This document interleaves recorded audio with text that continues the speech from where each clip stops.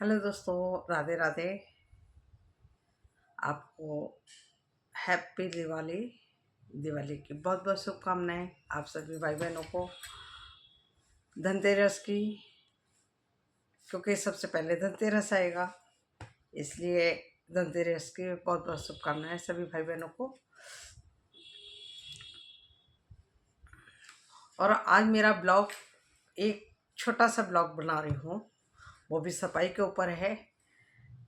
और यदि आपको अच्छा लगे तो लाइक करना और चैनल को सब्सक्राइब करना कि आप दिवाली की सफाई कैसे करें और कहाँ से शुरुआत करें। दिवाली की सफाई सबसे पहले हम रसोई से शुरुआत करते हैं, क्योंकि रसोई हमारी मेन होती है और अन्नपूर्णा होती है हमारी रसोई। इसलिए सबसे पहले रसोई की सफाई करें, उसके बाद हम मंदिर की सफाई करें। दिवाली एक ऐसी चीज़ है कि ये होली दिवाली पे ही ज़्यादातर लोग डीपली सफाई करते हैं, और दिवाली पे तो कुछ ज़्यादा ही डीपली सफाई करते हैं। तो आप लोग सबसे पहले रसोई की सफाई करें और एक एक कोना साफ करें।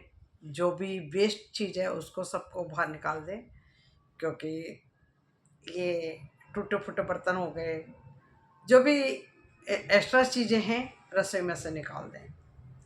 फिर उसके बाद मंदिर की सफाई करें। उसके बाद आती है कमरों की सफाई। तो आप वाइट वॉश करवा सकते हैं तो करवाएं, नहीं सामर्थ्य है करवाने की तो रहने दीजिए। आप खिड़की, दरवाजे, पंखे ये सभी साफ करें, क्योंकि क्या होता है कि खिड़की दरवाजे पे हम जब डेकोरेशन करते हैं तो वो सबसे पहले साफ हो जाने चाहिए, खिड़की दरवाजे। और फिर रही बेडों की सफाई। तो बेड, क्योंकि अभी जैसे कि सीजन बारिश का होकर के गया है, बारिश हुई है, तो बारिश में क्या होता है कि फंगस वगैरह लग जाती है। तो बेडों की सफाई ज़रूर करनी चाहिए। उसमें रजाई वगैरह होती हैं, बेड के अंदर गर्म कपड़े होते हैं, उनको धूप लगानी चाहिए सारे। फिर उनको अच्छे से बेड को साफ करके उसमें कपूर की गोलियां डाल करके, जो भी आप डाल सकते हैं जिससे कीड़े वगैरह ना लगें, और फिर उनको दोबारा से तय करके उनको रख दीजिए। उसके बाद आती है कि आपकी तैयारी कैसी होनी चाहिए। सब कुछ ये हो जाने के बाद, क्योंकि मंदिर का भी जो सामान होता है ना, जो पुरानी मूर्तियाँ होती हैं, खंडित मूर्तियाँ होती हैं, मंदिर में से निकाल दें और उनको नहीं रखना चाहिए।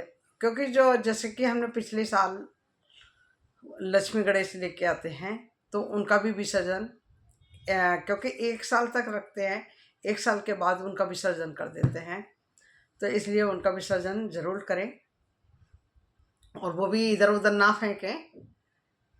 और ज़्यादा है तो देखिए, जो ऑफिस जाते हैं तो जैसे मान लो गए साथ में नहर पड़ी है, गंगा जी पड़ी है, जो भी पड़ी है तो वहाँ पर आप विसर्जन कर दें। नहीं तो कुछ नहीं है तो आप मंदिर में रखें जा करके, क्योंकि मंदिर में से जो सामान लेकर के जाते हैं उनके साथ वो चला जाएगा, तो आप मंदिर में रखें। फिर आती है बारी आपकी शॉपिंग की। तो धनतेरस को आप लोग नई झाड़ू ज़रूर खरीदनी चाहिए। नई झाड़ू लेकर के आएँ घर के अंदर, साथ में पोछा लेकर के आएँ। अब जैसे कि मेरे तो जैसे कि हर फ्लोर के लिए है, जैसे कि किसी के पास सिंगल घर है, सिंगल फ्लोर है तो सिंगल ही ले आएँ। जैसे कि किसी के पास दो दो फ्लोर है, 3 फ्लोर है। कॉलोनी के अंदर तो ऐसे ही होता है, और फ्लैटों के अंदर तो एक ही फ्लोर होता है अपने पास।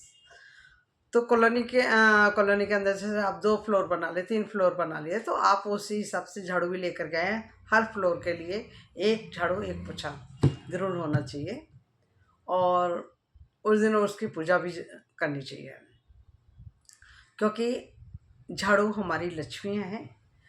और जब हम झाड़ू की पूजा करते हैं और उससे हम सफाई भी करते हैं तो दलिदर हमारे घर से बाहर जाता है और लक्ष्मी घर में प्रवेश करती है। ये था मेरा छोटा सा ब्लॉग, और यदि आप लोगों को मेरा ब्लॉग पसंद आए तो आप लाइक करना और चैनल को सब्सक्राइब करना। और दिवाली पे धनतेरस के बाद छोटी दिवाली होती है, फिर बड़ी दिवाली आती है, तो आप लोग खूब इंजॉय करें और सभी को हैप्पी दिवाली। और खूब ढेर सारी मिठाइयाँ लेकर के आएँ, मिठाइयाँ खाएं और साथ में एक दूसरे को विश करें दिवाली, और एक दूसरे के घर भी जाना चाहिए।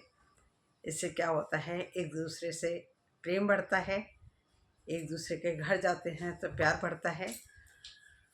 और हैप्पी दिवाली सभी भाई बहनों को, हमारी राधे राधे। ये था छोटा सा ब्लॉग। और आप लोग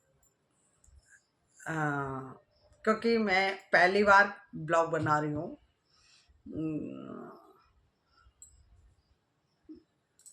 और दिवाली का जैसे कि मैं सेकंड ब्लॉग भी बनाऊंगी दिवाली के पूजा के लिए क्या क्या सामान चाहिए होता है, तो फिर मैं एक ब्लॉग और बनाऊंगी।